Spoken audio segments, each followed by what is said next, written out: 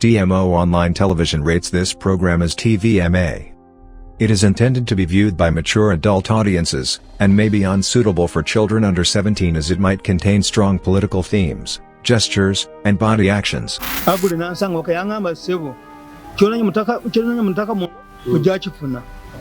Bwava mukomera waddayo mutaka anto mukazi yali n'amakago ngali ate enteezo ate omusango azirekawo enteezo wavaayo wazisangawo baga nokusanga teziweddewo nga sikyalina kyempaayo nibano kubangabakubonyaabonya enteezo zonna n'ozituzigwawo Agule yakugamba nti ettaka lya Justice Geoffrey Kinyabwire nti yennyini lyo nambi yamutuma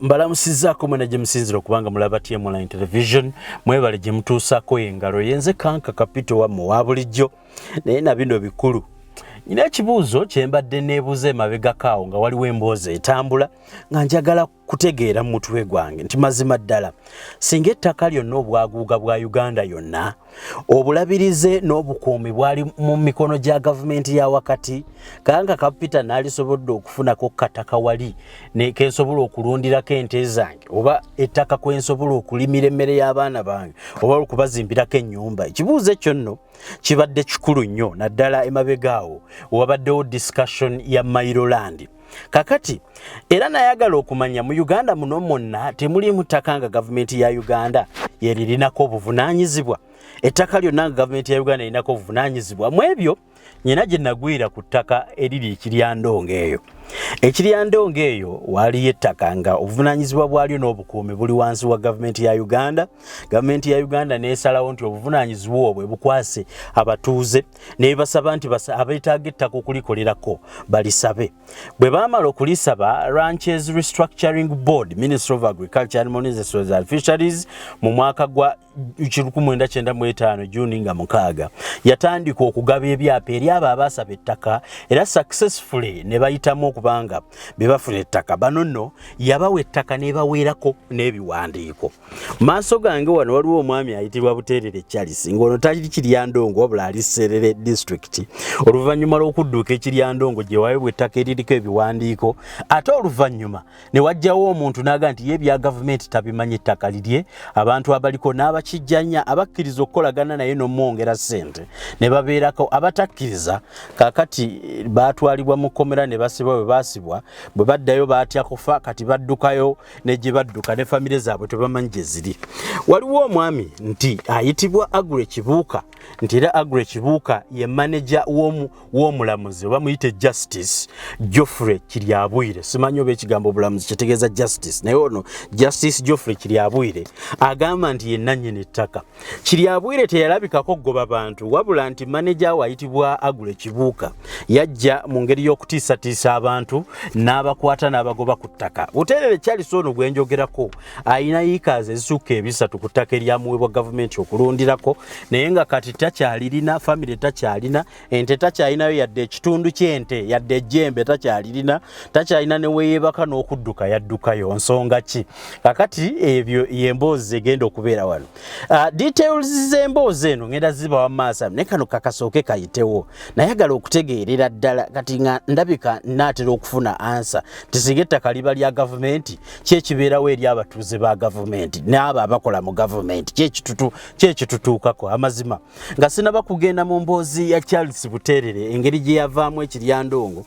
engeri gye yasibwamu emyaka 2 n'ebirala kambere nga nkujjukizaako ekibbataka kyasukka mu ggwanga Uganda tozimba kizimbe ekyo oba toteeka nkulaakulana ku ttaka ly'otamaze kwekakasa oba liryo oba liriko enkaayana zonna kampuni ya Stone Roofing and Construction Company ye kampuni y'abasikawutu abeesimbu mu ggwanga Uganda etazimba kizimbe ku ttaka ly'etamaze kwekakasa nti liriba liryo oba linaabaako enkaayana bw'oggulawo fayiro ne kampuni ya Stone Roofing and Construction Company yogera ne director Nkoyi Elisa Kiwana singa oba weemulugunya ku ttaka lye wagula osooke fayiro eyo gy'ogguddewo bakuyambeko okucekinga ettaka sinakindi tobanga onaabeera awo n'ozimbako enkulaakulana yo n'obusente bwo bw'osobola osonze ate mu maaso awo n'obeera ng'ofuna enkaayana. Stone Roofing ye kampuni yokka ekola ekyo yekikola eky'okukeekingira ettaka nga tennateekako nkulaakulana. Mubakubireko Stone Roofing and Construction Company be bascout bokka abeesimbu bendikomendinga. Kangende wa Buteeri Charles tutegeere ebya gavumenti bino. Ndowooza kiri ekibuuzo kye natandise nga neebuuza n'asobola okukitegeera nti ddala singa ettaka lyali lya gavumenti.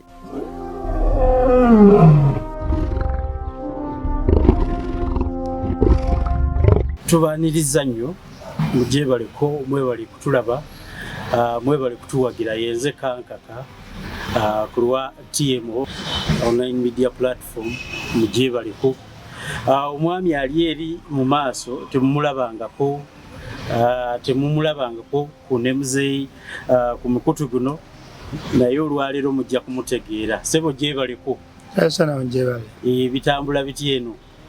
Bitambula bubi. Bitambula bubi mbiraba. Ebbanga lye baapitidde okutuuka eno libadde ddene. Yegwe mukulu Buteerere Charles. Mukulu Buteerere Charles. Sebo. Yegwe. Yenze sebo. Ansanyusa okulaba. Yes sebo. Newankubadde gwe oli munnaku naye nze okusisinkana ng'oli mulamu kinsanyudde ekyo. Ekitundu kino bakiyita batya? Serere district. Bakiyita Serere district. Serere district. Serere eno waliyo ki ekyamaanyi nnyo? Serere najja kunoonya kubeerawo naye nga sali nali Kyandongo district. Eno si gy'ozaalibwa? Ate Serere ndowooza nja bitegeera bwe watuukayo. Wazaalibwa wa? Nali Kyandongo district. Nga gy'ombeera ng'oli amaka gange. Naye nafunamu obuzibu. Kati gavumenti yagaba amataka. Katutandikire wali. Bw'otuuka eri Kiryandongo. Yes. Watuukayo otya? Yali mbeera. Kati gavumenti yagaba amataka. Nange ninfunayo ettaka. Kimogola. Kati gavumenti amaze gaba amataka nga n'ettaka lyange nga nzimbye mwendira amaka gange. Tukola nayingirawo 98. 29 nga ndamusajja gweta Agure Kibuuka agenda police konkwata. Waliyingirayo mwaka ki? 98. Wayingirayo 98. Ebbanga eryo lyonna nga gy'oli olinayo ettaka? Gyendi nga n'ettaka. Ettaka lino wali olikoleddeko ki mu kaseera okuva 99? Nenga nkwemba nga nundirako ente zange nga nasimisaamu n'eddamu. Wali olundirako? Nga nundirako ente zange. Ng'olinako n'amaka? Yesewo. Ng'olinako amaka? Nga n'omukazi n'abaana. Kuliko omukazi n'abaana? Yesewo. Olundirako? Yesewo. Yali lyenkanawo obugazi? Yika 3. Wali kuyika 3? Yika 3. Nga kwokolera? Yesewo. Kati ate otuuka otya okubeera Serere ng'ettaka lyali Kiryandongo? Ati bemaze kunzijjako nga bamanyi nga balinzigyeko. Kati katutandike nga tebannali kujjako. Byatandika bitya balyoke bali kujjeko? Nagenda kulanda omusajja gweta Agure Kibuuka. Yajja ni police konkwa ne bangwa. Yasooka okukwata muganda wange. Nontwala mutuusa ku polisi yano ningenda ne mubuuza kiki bamukwatidde ki. Nabinyonyo ne mugamba kati obange bamukwata ettaka. Teyina ttaka ku nze n'ettaka. Ne bangamba bonna olunaku lugye luli. Ngamba ate emisango gy'emeka. Ngamba genda ulaga ninfuna omuntu agenda muyimira n'avaayo. Naye njala nga nzijjako emitwalo 50. Okujjayo oli? Okujja muganda wange. Wakati w'ekisi egy'emu nange ne bankwata. Ne banteekayo. Okuza kiki nti nangamba kati funa omwema ku poliisi. Temwema nwangamba twagala emitwalo 50. 5 nzewa. Omwezi gumu bankwata emirundi egi. Mu mwezi gumu? Gumu bankwata emirundi egi. Nga bakuvunaana ki? Trespass. Nenga tukali trespassing ku ttaka eriryo? Eryange. Kwe bakwata trespass? Nga kuvunaana yani? Agure Kibuuka. Kati katuddeyo na wali emabegera nkutegeere bulungi. Yesewo. Gwe ettaka walifuna otya? Gavumenti yangabira ettaka. Gavumenti yagugabira ettaka. Kyali kiti ekya gavumenti? Bayiba gamataka niwampa document zange ebyogera kunanganya ku ttaka. Gavumenti bwe yajja okugaba amataka. Yesewo. Yakuwa obwannannyini. Yesewo. Ng'ekuwa n'ekiwandiiko. Yesewo. ebiwandiiko byo gwali obirina nzembe naye mbina ate bakwata batya ne bakwata they arrest you ne bakukwata bankwata munenga kutaka lyawo ne magama sibamanyi manya government akola eyampa ngagamba tutibulira mwepanga mulina amagezi kati bwe bakukwata tebakusaba n'obalaga ku biwandiiko tumaze gana mu kooti bansaba nankanya ebiwandiiko nimbalaga mukusooka bankwata emirundi 2 mukusooka basooka ne bankwata ntuwoza tuva ekyalo musani gudde Masindi kwata ku Masindi ekooti musani kugoba kooti yagamba tulina musango niwambuza document zange nzibalaga chief magistrate naganaga mutuna musango bagaba kaki babuze government yagaba taka nimvayo musani kooti nigwaba biri esatu kati musango guza jino kyandonga ate nati na pesa ya kunkwata nimantwala ntonda mukoza gana mukoto ngana kwa gachi nagamba atoza atanaze okolaki kutusoba ngama tumusango kusinze nibansiba kakati katuba bakusibira kugulya omulundi ogwasoka gwe bakwata oba kugwasoka gwe wawerayo emitwalo 5 n'ovaayo oba bakusibira kugwa kubiri diro mwagenda mu kooti kugusoka kugusembayo emende bijo njina mu kooti na musoko okunza je mtwala hata emirundi 2 bwa mugusoka mtwala kuinga mu kooti mchana okupunga banje batu ku police bwa kutoka mu kooti twade mu kunkwata ukutusa musango usunga kooti yako musango kudomu go kubiri na pesa baje kunkwata ani yali akulope olwo bamuyitana aguri kibuka mbuza agamba musimanyi Geoffrey kirabwe ti amutuma enanyi taka inti ya mugamba kunkwata kusoma justice kirabwiri tugera mu kooti kusoma na muzanga amatu musango okusinze nibansiba bakusiba wano ndaba kino ekipapula kiraga wasuwa emyezi 10 myezi 10 10 months yesebu bwavaayo mukomera nava mukomera ninzira owaka agule nansanga wakayangamba sebo kyonanye mutaka muno ojakifuna bwava mukomera waddayo mutakali ate mukazi yali n'amakago ngali ate enteezo ate we musango azirekawo enteezo wavaayo wazisangawo bagana kunsanga teziweddewo nga sikyalina kyempaayo nibala kubanga bakubonyaabonya enteezo zonna n'ozitunda mu bintu byali byaki ng'osasula ku poliisi ng'oziwaayo mu poliisi ngamba yendi waliyo looya oluleta looya ajja mundi gumu gw'okupetakomawo mpulira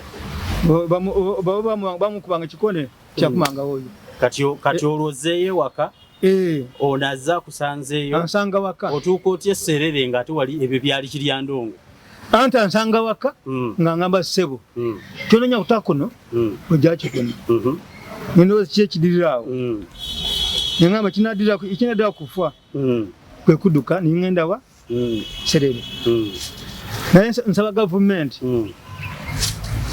enyambe kati kankubuuze esebo kyekyakudusa ogende serere lwaki wadduka ekiryandongo kyenjagala okumanya ekyo anti batansi kunda batansi kunonya kunkwata bukwasi ngamba sijja kuddayo mu kimukomera kanzi okonkola kimpona ngenda wala okuduka ngenda serere family yo wagitwala wagirekayo wagitwala wayo nagenda zeka kutusa apule muganda wanga abena kaseke nimuganda nzija abantu nzise nkoze ki oduseyo nzise ngenze n'abantu tubagira tubakwata nabo bataka mukomera ko musajja yamaze kungamba cyonanye mutaka muno yakifuna mpulira ingamba kinadira kwaki kufa kubanga okusiba kuyisewo kinadde kwebi kunzita ko kuduka ngenda wa ngende serere ekyo kyo kitegedde gatankubuuza oyina kyomanya ekiri ku ttaka eryo kati kuba waddukayo oyina kyowuliza kyonna kyekiriyo kati yatekoka abantu yagina kuba Olw'Embeera Nukwata ni mulwana wange. Sibni Waikomba. Naye ni ligenda. Ono Agule. Yes sir. Yakugamba nti ettaka lya Justice Geoffrey Kirabwire nti yennyini lyo. Inanyini lyo. Nambi ya mutuma. Ye yakunnyonnyolo li yalifuna atya babalaga kubagu walagayo empapula. Yes sir. Ezizo eziraga obwannannyini. Yes sir. Bakulaga kuzize eziraga obwannannyini. Banga mumbo balina chapa. Kibanga tulina chapa. Tukumanyi. Government yakuwa nabagamba nze government yampataka nagamba government yakola ya fake. Government yakola ya fake government tujimanyi. Nga bobe batamanyi government ajimanyi government yakola ya fake. Gabe bana babiri ba actingira mu teeka ki kuba government ye mateeka ye buli kimu bo baliba ekyo kyo sijja kibuuza gwe kuba bera balabikirawo nga abamenyi b'amateeka kati njagala okubuuza oyagala oyambibwa otya? Njagala gavumenti okunyamba mpuna w'embeera nga oddayo ku ttaka lyo oba okufunira ewalala. Nze ku ttaka lyange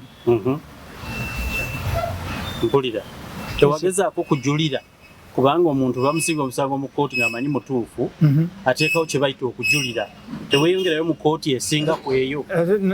Ekisooka saasoma ate n'ebintu byamaze kunzigwako nga sina wengana okwenga mu maaso singa tolina sente zakuteeka mu bintu ebyo. Kaakati ssebo mbadde njagala kumanya mwami Buterere Charles njagala ani gw'okubira omulanga akuyambe ku nsonga zo zino? Kuba gavumenti ndi president. Kuba gavumenti yagaba amataka ago. Kati ndi ambonaabona sina w'embeera. Sa gavumenti enyambe ni president anyambe. Banzize ettaka lyange. Kuba li gavumenti amusasula sente ze. Kati agakulya mu lulime n'oluzise. Amusasula sente ate n'ettaka n'ettaka n'amaliiriza.